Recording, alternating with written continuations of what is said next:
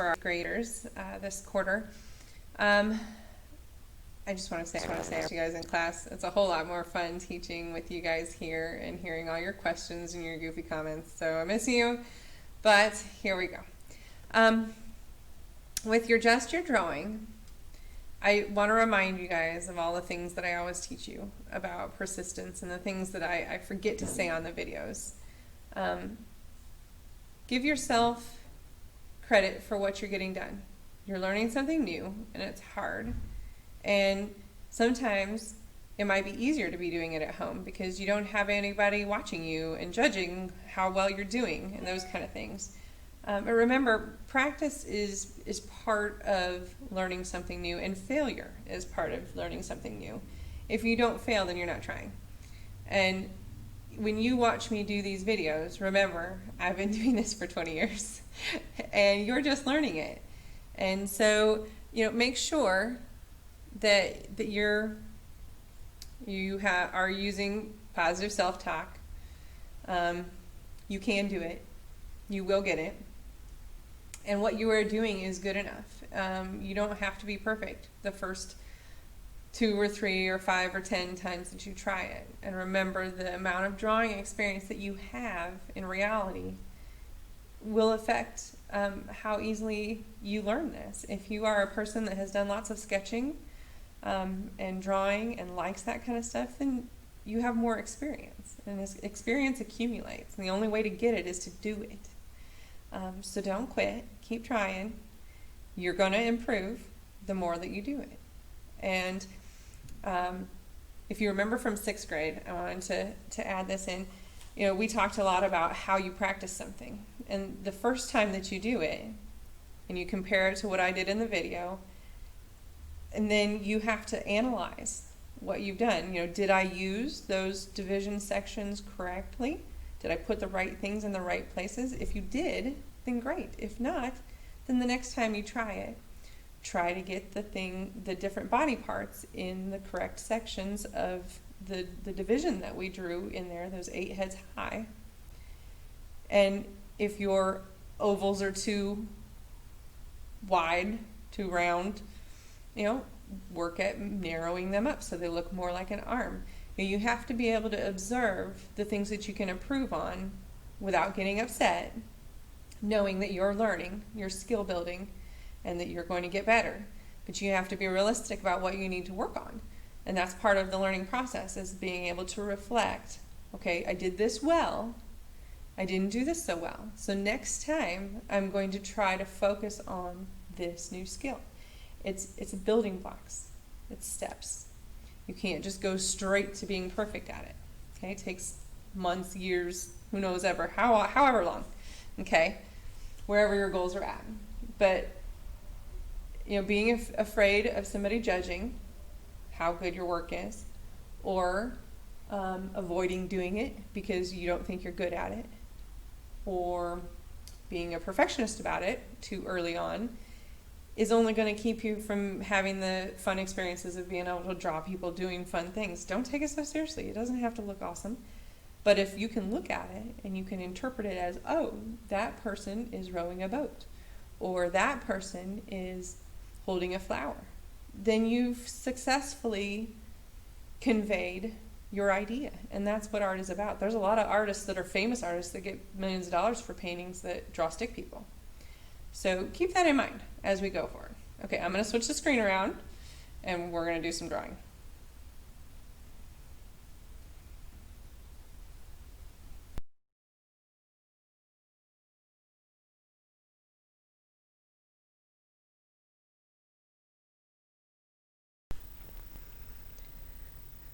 So this is the one we started last time. I wanted to point out, I forgot to tell you this. The top half of the body from the hips up should be equal to the bottom half of the body.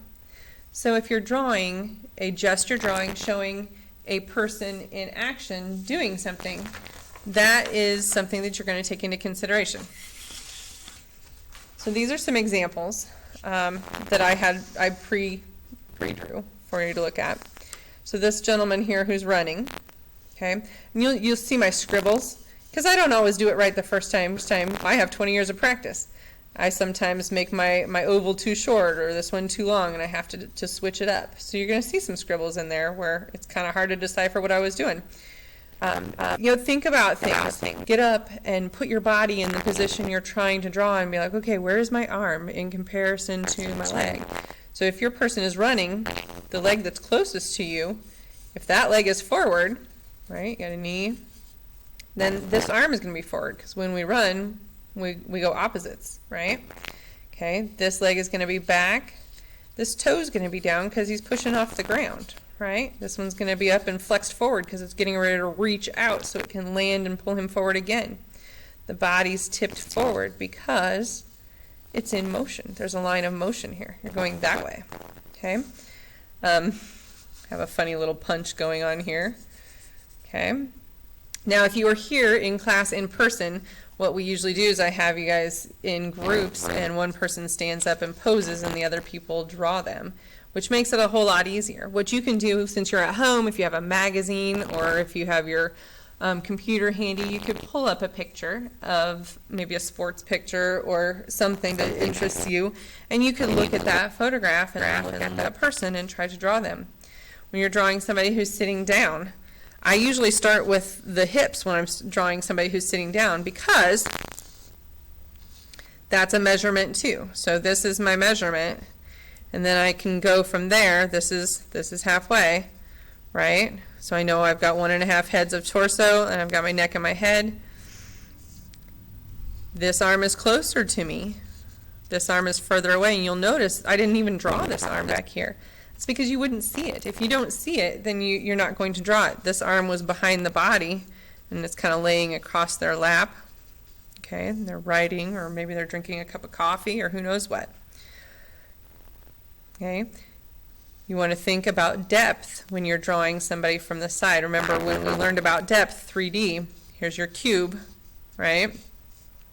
This is your height, your width, and your depth, how far it goes back in space. So the hips are going back in space. This leg is closer to us, okay? This foot's going to be farther down because it's closer to us.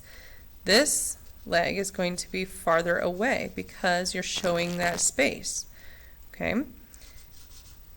This part's going to be overlapped. You're not going to see all of that leg because this one is in front of it from the perspective that you're viewing your person at. Okay, so there's lots of stuff going on here. I'll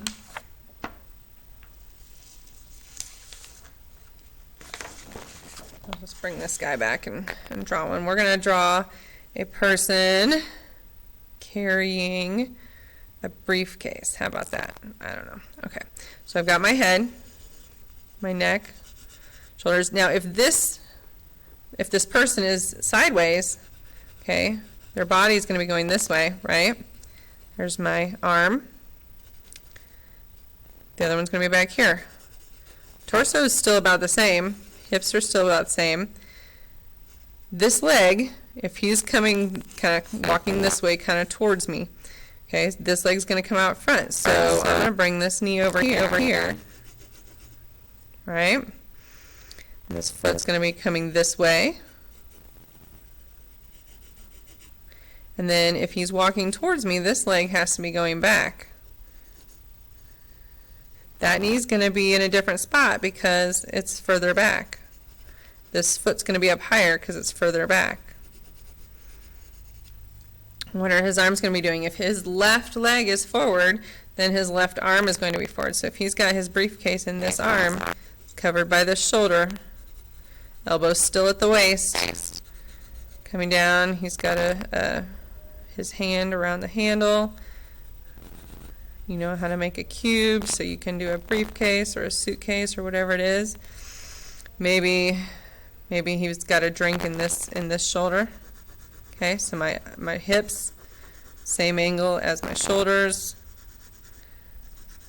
Feet are different here. Might be a little too much angle, so I'm making corrections as I go, because sometimes things don't turn out the way you were planning. Okay, so this elbow's going back in space, this elbow's coming forward. Maybe he's got a mug of coffee. He's got his espresso. Okay. So now you have a person who's just walking along. Maybe he's got a hat cap on. You can add details and things like that. If we could put a business coat on him, how's that going to hang? Is it going to be coming down to the hips, right? Business suit. That's long for a business suit. Could be a coat. You can come and put in. So this is how you kind of figure out clothes. Clothes are going to lay on him too. If he's got pants on, it's just like doing the skin over the top. Got dress pants. Probably doesn't have hiking boots on if he's in his business suit. He's got an overcoat.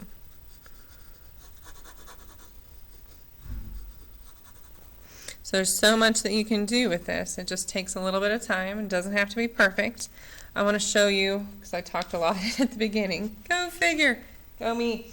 So I want to show you a couple of examples from students in my class in previous years. So this is a student, and she drew her person from the back. Remember we talked about interpretation. So when you're interpreting that, you've got some fingernail polish spilled, running down the edge. She's curling her hair. She's got a dress on, barefoot, but getting dressed up and fancied up to go out somewhere. So you can interpret all of that from the gesture drawing and the clothing and the. You don't necessarily need a whole bunch of background details because you get an idea of it.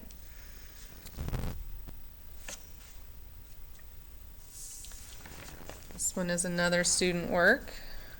Okay, so you have a baseball player.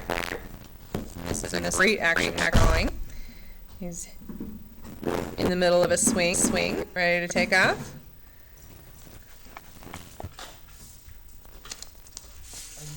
I'm videoing. We're kind of a rural community here, so we have a lot of hunters in our community. This is a student who was doing a bow hunting. He goes deer hunting. And you'll notice these are done with paint. Now sometimes some years we do painting this year because of our distancing and the virtual nature of our videos and things like that. I'm just going to have you do colored pencil. But you guys have all kinds of shading and texture drawing techniques that you learned in 6th and 7th grade. Should make it really into really nice drawings.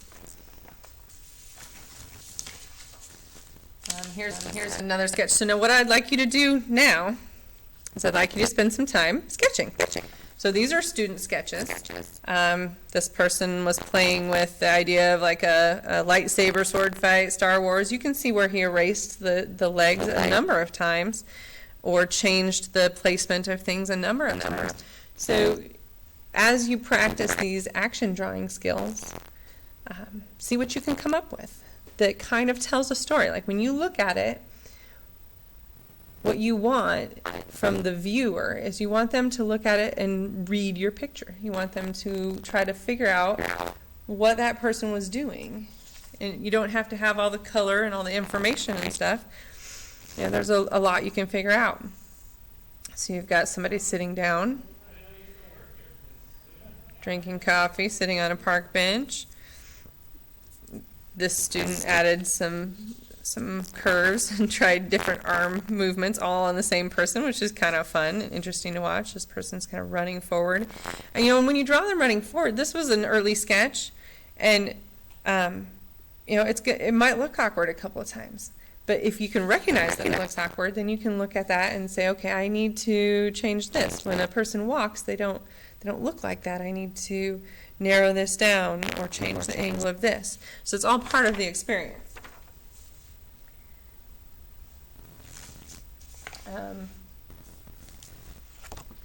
So I'm going to give you a look at this. It's laminated, so it doesn't come through on the camera great. But I encourage you to come up with some cool drawings of action figures. And I'm probably going to have you submit those into your portfolio on Schoology, and there'll be an email on that in your